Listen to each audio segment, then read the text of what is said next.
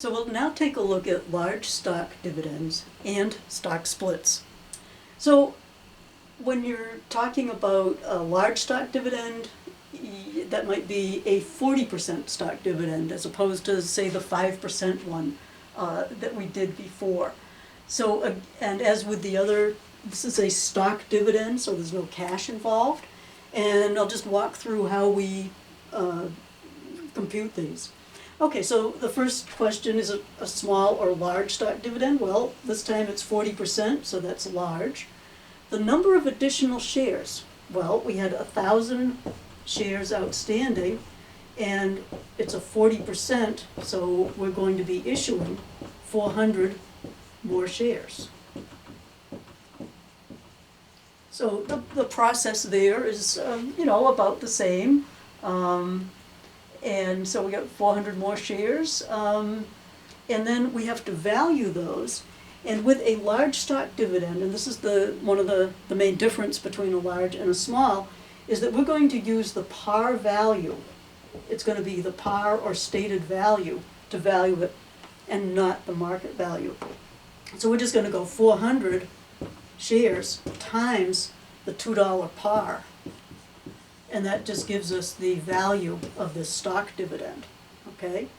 And then this allocating between common stock and paid-in capital is not applicable because there is no paid-in capital, no additional paid-in capital, because we're not using the market value to value it. We're just using the par value.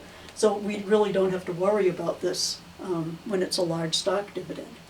Okay, so if we were doing this, let's see, what do we get? 10-1, the declaration date. We do stock dividend.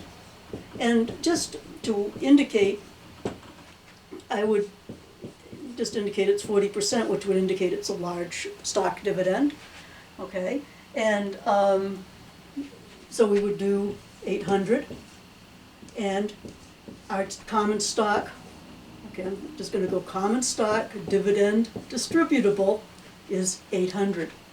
And then on, what do we got, 10/15 is the date of record. We might do a memo. And then on 11/1, when they get distributed, we go common stock, dividend, distributable, and we would issue all the common stock, and it would just be at the 800. So you can see the accounting for a large stock dividend is a little bit easier than for your small stock dividend, just because we don't have to do that one step. Okay, looking at stock splits. With stock splits, I guess the good news is that we don't have to do any journal entries. This is more of a something that would show up on the financial statements. So when a company does a stock split, if it had 1,000 shares of $100 par stock for a total of $100,000 before a 2-for-1 split, then the board of directors issues a 2-for-1 split. That means that for every 1 share, now you've got 2, so the grand total is, after the split, you'd have 2,000 shares outstanding, but the par value would get adjusted down to 50, and so you still end up with the same total. Okay, so you've essentially reduced the par value of the stock. Now the question would come, why would people want to do this? You don't end up with any total change in the amount of stockholders' equity. You're simply increasing the number of shares outstanding and decreasing the par or stated value of the stock.